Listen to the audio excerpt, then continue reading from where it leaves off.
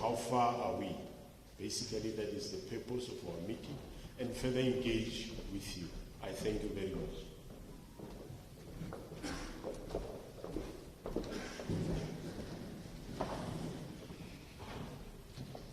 Thank you very much, General Masemola. As previously indicated, ladies and gentlemen, there will be changes here and there in the program. As we now call to the fore our Provincial Commissioner of the Free State, Lieutenant General Muzenyane, who's going to respond to issues that were raised in the previous meeting with the Minister. General Muzenyane.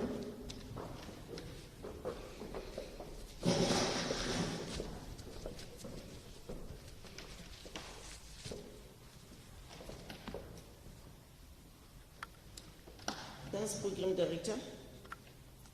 To our Minister of Police, General Bekitele, to our MC for Community Safety and Transport, Rema Shinini, Deputy National Commissioner President General Masemola, National Head of DPCI General Libya, Major Rona, Lena Zalitin Kamukarikarona, Bora Plus Barona, the pharmacies Zarona, colleagues, good morning. I think it's so good for us to be back in Bethlehem again. But as General Masemola has already made mention, this is as a result of the visit of the Minister on the 13th of October. There were issues raised on the issue of policing, poor investigation, and also to say sometimes the members might be involved in the commission of crime. We know this one comes after the murder of Brandon, which occurred between the 1st and the 2nd of October, where 2 suspects were arrested and brought before court and they were remanded. There was also a concern to say that there was a dossier handed to the National DPCI, and that's why you also see General Libya amongst us today. On the 19th of October, I initiated a meeting to address issues highlighted in the memorandum, which was handed over to our MEC for Police Routes and Transport by the President of Agri Free State related to corrupt police officials implicated in stock theft syndicates. The following role players formed part of the meeting. Myself as the Provincial Commissioner was the chairperson. We had Deputy Provincial Commissioners, Provincial-led DPCI, Provincial-led CI, Agri Free State, Department of Agriculture, Home Affairs, SANDF, SSA. The following resolutions were agreed upon in that meeting.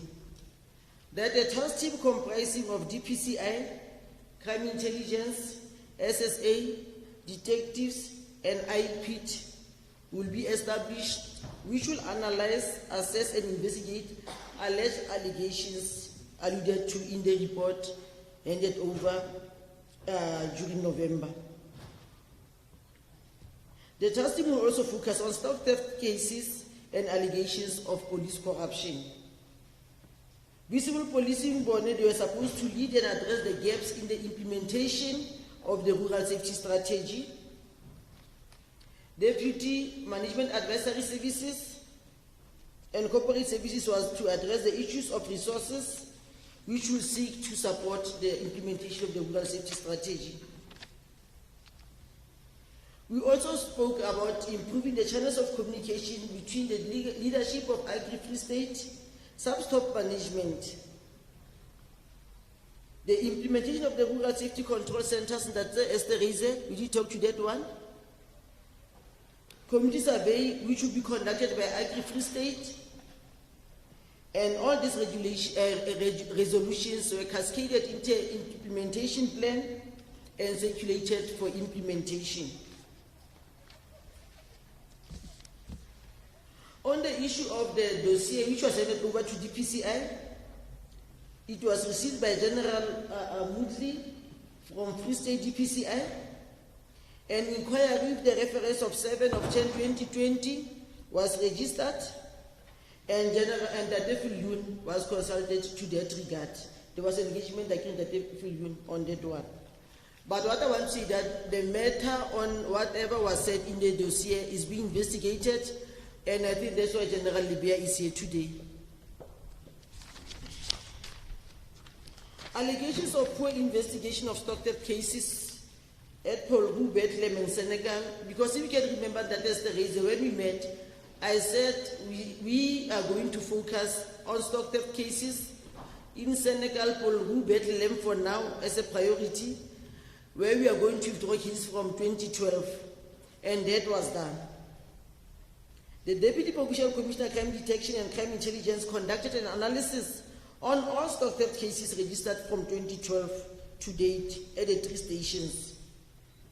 And the analysis revealed that our suspects, the 2 suspects we knew about last time, which appeared before court, they were also involved in stock theft cases. As we know that during the appearance of Mr. Horner, one of the suspects was granted bail. But I want to say that the Monday after the court appearance, both of the suspects, they were arrested again and charged on case 106 of 3/2020. That's why the second suspect, maybe some of you don't know, is back in detention for stock theft now. Remember that time he was given bail on murder, but because of this case 106, he's been denied bail, and both of them, they are in detention. During the profiling of the suspects, it was also determined that the other suspects were previously charged, and it was on 7 cases. Those cases, they've been taken back on the court roll so that they can be reviewed together between us and the NPP and see how best can we take them back on the court roll.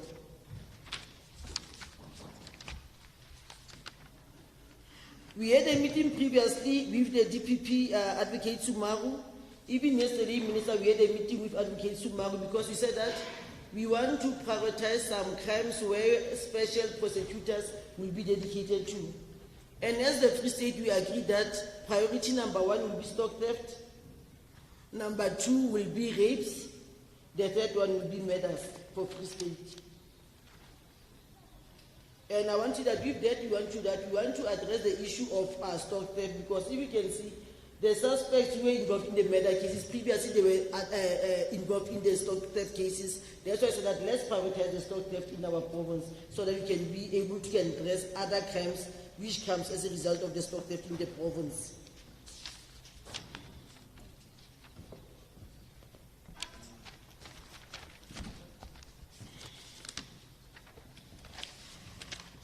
What I can also report on is to say we are also having different groups we have identified. There are 5 groups we have identified who are involved in stock theft cases. The first group, 7 suspects are involved. The second one is 4 suspects involved.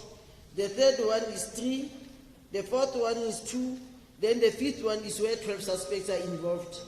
Together with the DPP, we have withdrawn those dockets. We are going through those dockets and see how best can we investigate those dockets, look at the gaps, and make sure that they are going to be taken back on the court roll. Because when you look at this case, it tells you that those are habitual stock thieves, so that we can deal with that. But I want to say that the teams are up and running. They are being dedicated to this task team, so that we can make sure that at the end of the day, justice can be done on these cases. Then I just want to report to the recent cases we had on the attacks recently. We had a Henneman case 25 of 10/2020. It was 2 counts of attempted murder. Both the victims, they were shot, but both of them, they survived. 2 suspects were arrested. And the other thing, what we do when we arrest the suspect, we want to profile and see whether the relationship of the suspect and the farmer. But in this one, the suspect was from the neighboring farm and is still in detention. We managed to oppose bail successfully. The next one, it was Johnson case 94 of 2020. It was murder and house robbery. The farmer was stabbed. In that one, there was no relationship at all between the farmer and the suspects. And when they were arrested, a Toyota Hilux was recovered. Meat was stolen, 2 cell phones. But when we look at the profiling of the suspects, because 2 suspects were arrested, The first suspect was previously arrested for 3 stock theft cases, 1 housebreaking, 1 for theft of motor vehicle. The second suspect was previously arrested for farm attack, and after something like 11 years, he was arrested for farm attack. He was sentenced to life imprisonment, and last year, September 2019, he was released on parole. He was one of the suspects arrested again for the case of Fusion Scone. The one in Henneman, where the farmer and the son, they were attacked and the father passed on. 3 suspects were arrested. One of the suspects committed suicide in the cells, because the other one, I forgot to tell you, Minister, what he said, the suspect before he committed suicide, is to say he wanted the police to shoot him during the arrest, because he didn't want to see himself in detention. But when we profiled the suspect, we were told that he was coming from a wealthy family and something went wrong, and for now they were struggling financially. Now this, and according to him, that their intention when they went to the farm was not to kill, but the people he was working with from Gauteng is where some things went wrong. But the suspect of Gauteng was not arrested. We are still looking for him. He was found guilty previously for possession of a licensed firearm and robbery aggravating, sentenced to 20 years imprisonment in 2007. But this year, February the 19th, he was released on parole, and is on parole until 2030. He's the one we are still looking for, but with the assistance of correctional services in Free Enageng, we are in contact to say that when he comes to sign, because now he's no longer now complying with the Parole Act, then they'll call us so that he can be arrested. Initiatives we are doing as the province, station rural safety meetings are convened quarterly, and after the lockdown, we have also spoke to the station commanders and district commanders to say that they must be activated again. Joint operations conducted weekly, that is the blue and white light patrol. There are awareness sessions conducted, random patrols in the rural areas, and 2 safety rehearsals are supposed to be conducted by all stations in the province. But due to lockdown, other stations did not manage to do that, but stations have been given a day to say that they must make sure that they go and continue the rehearsals. There were also other initiatives which were done in consultation with the farmers. There was one in Fixburg where 24 cattle were stolen on the 9th of November. 7 were recovered locally, 17 were recovered 4 kilometers from Lesotho. The second one, it was Waylay at Klokolan with the farmers. 1 suspect was arrested, 9 sheep recovered, 2 managed to escape. Then we also had Waylay in Polgu and Rosendal, no stolen stock. And as a result of continuous communication, because if you are going to communicate and share information, it can really work for us. We had a failed farm attack in Fredefort, where there was a planned attack. Members were put on the right spot together with the farmers. 5 suspects were arrested and 3 firearms were recovered as a result of that.